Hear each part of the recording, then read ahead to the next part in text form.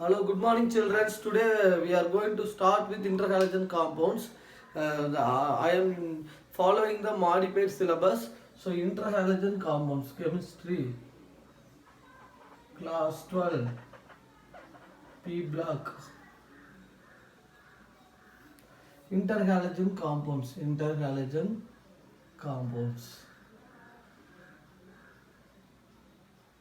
Interhalogen compounds can be formed because of the large electronegativity difference between the small size atom and large size atom. For example, fluorine, chlorine, bromine, iodine, astatine.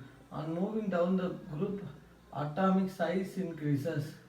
Atomic size increases from top to bottom. Okay, on group wise the atomic size increases because the number of cells also increases. Right. Interhalogen compounds are formed by direct combination of halogen atoms. The order of combination is XX1, XX2, XX prime, XX2 prime, XX3 prime, not 2, XX3, XX5 and XX7 prime. This is the order of combination of two halogens. Suppose X is equal to large size atom. Condition for combination. This is the condition for combination of interhalogen compounds. Specific condition. X of large size atom, X prime is small size atom. Small size atom. And X is highly electropositive. Then X prime.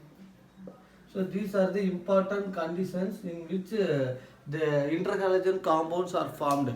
One more thing is as the ratio of radius between X prime and X as the ratio of radius between X and X prime increases, the number of atoms undergo combination to form molecule also increases. As the ratio of radii between X and X prime increases. So the one more condition, for example, in the case of XX7, iodine hepta7 fluoride, iodine 7 fluoride,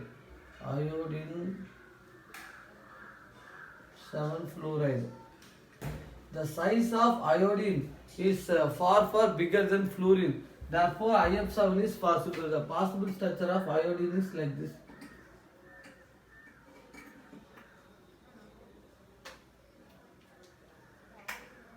So 7 fluorine atoms undergoing combination with iodine because the size of iodine is bigger. Therefore, possibility of 7 fluorine attaches to iodine to form iodine 7 fluoride molecule. So iodine 5 fluoride molecule also possible. That also depend upon the size of the iodine molecule. This is the thing they are going to tell. Now I am going to tell about the preparation of interhalogen compounds.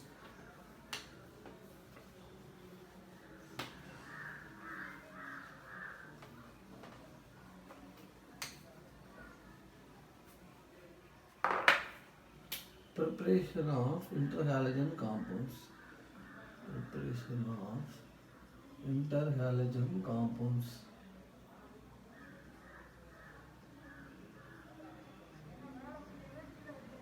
Interhalogen compounds can be prepared by direct combination of two halogens. First is direct combination of two halogens. Second one is mixing of halogen react with low reactive interhalogen compound.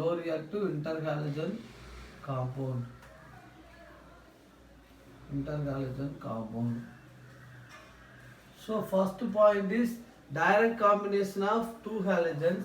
Second point is halogens react low with interhalogen compounds. For example, Cl2 plus F2 in presence of 437 Kelvin temperature, it will give 2ClF. This is one interhalogen compound, chlorine and fluorine. Then Cl2 3F2 in presence of 573 Kelvin, it will give 2ClF3. This is excess amount. This is equal amount, molar concentration of chlorine and fluorine at 437 Kelvin. It will give this interhalogen compound. This is of XX1 type. This is of XX3 type, XX prime 3 type. Then the equimolar of Cl2 plus F2 in presence of heat, we are equal. This is one is equal volume. It will give 2ClF. Sorry, this is the same equation. I'll tell the remaining.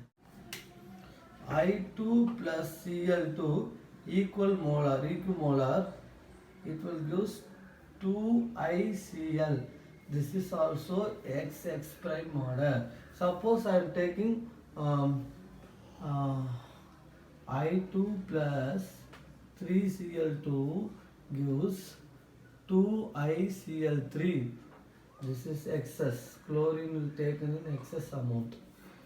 Br2 plus F2, 3F2 diluted with water. This is diluted with water. This solution is diluted with water and it will give 2Br and Br2 plus 5F2, it will give 2Br5. This is XX prime 5 model. This is XX prime 3 model. This is also XX prime 3 model. This is XX1 model. These are some examples of preparation of interhalogen compounds. First, they directly combine with each other. Second one is higher reactor. Large size halogen will react with small size halogen, intermixing to form interhalogen compounds. Chlorine, fluorine, and chlorine, fluorine are 3 ratio. Iodine, chlorine, excess iodine, excess chlorine you are taking. And here bromine fluoride diluted with water, bromine and fluorine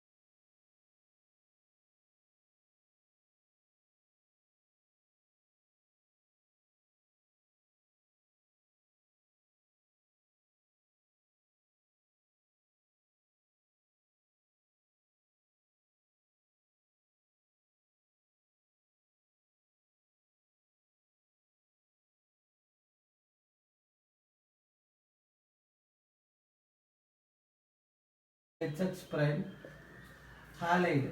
So halide will be given in the smaller size. This one is large size halogen, and this one is small size halogen.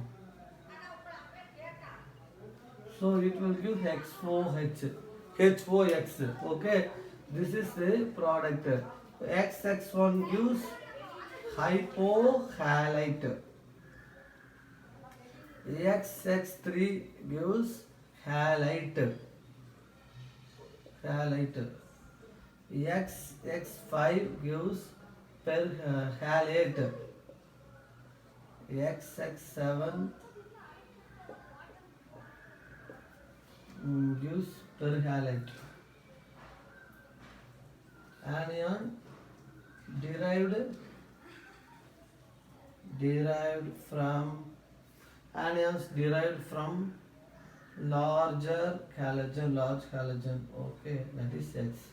So these are the things given. The molecular structure of these interhalogen compounds are very interesting, explained by valence shell electron pair repulsion theory. For example, the molecular structure of BrF3 is like this. Br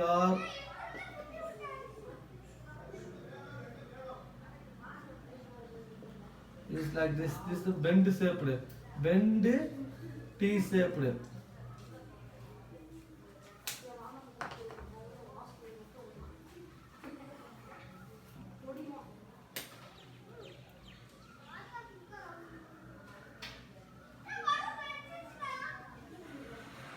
This is bend T shaped.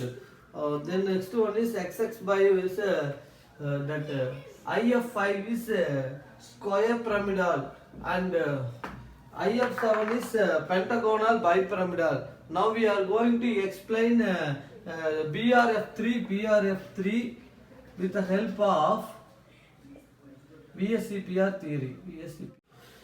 With the help of VSEPR theory, I am going to explain the structure of BRF3. Bromine atom number 35. Valence electron is 7. Valence electron is equal to 7. Bromine structure is like this. Bend T shaped. BRF3 is slightly bend T shaped. This is the structure, bend T shaped. Okay, I am going to explain this. Here the valence electron of bromine is 7. So 3 electron of bromine form bond pairs with fluorine. Therefore 3 bond pairs. How many bond pairs present here? 3 bond pairs. 2 lone pairs. These 4 electrons are not undergoing any type of chemical bonding, so it is called lone pairs. 2 lone pairs. 3 bond pairs and 2 lone pairs are present. Suppose the structure is like this, means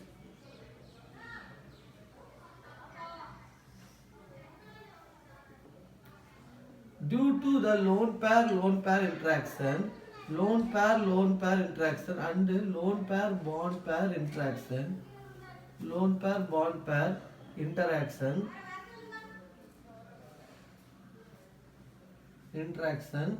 the molecule loses its stability. Because the repulsion, lone pair repulsion, interaction or repulsion is maximum than lone pair bond pair repulsion. Therefore the structure will not possible, because the maximum repulsion takes place. Due to repulsion, the molecule will be in unstable condition. To minimize the repulsion, the fluorine atoms are slightly bent and it is attached like this. So to minimize the lone pair repulsion, we have to arrange the fluorine at a slightly bent state. Then only the repulsion will be minimized. Once the repulsion is minimized, means the molecule attains stability, so that only the BRF3 molecule is bend T shaped. So these are the informations related to the BrF3. BrF3 atomic number. Bromine is a central atom. This is the central atom.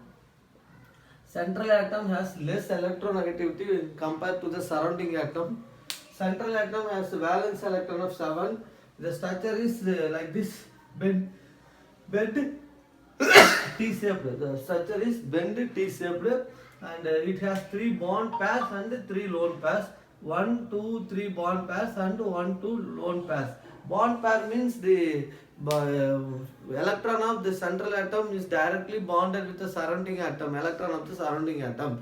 Lone pair means these electrons will not undergo any type of chemical bonding. And suppose the molecule is like this, means the repulsion, lone pair repulsion and lone pair bond pair repulsion is maximum. Therefore, the stability of the molecule is minimum. So that to avoid this problem, we have to bend the fluorine equatorial position. You have to arrange the fluorine in the corners of the bromine. That is equatorial position to minimize the lone pair repulsion and bond pair lone pair repulsion. Uses of interhalogen compounds.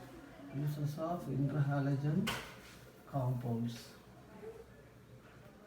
These interhalogen compounds are used as non-aqueous solvents. They are not polar solvent. They are used as non-polar solvent. And these interhalogen compounds are very good fluorinating agents. For example, ClF3 and BrF3 are used for the production of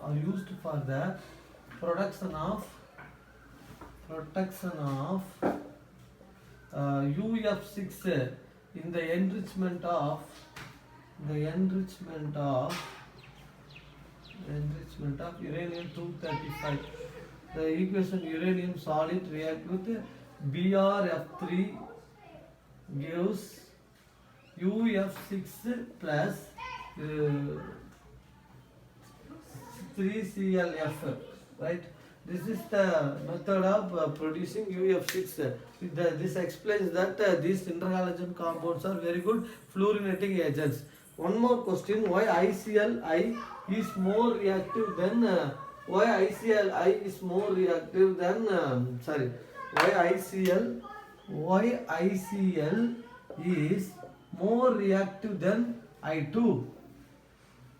More reactive than I2. This is the question. This already we have discussed that ICL is an interhalogen compound. So the bond dissociation energy of ICL is weaker than the halogen compounds. That is the reason ICL is more reactive than I2. Thank you, students. Have a nice day. God bless you.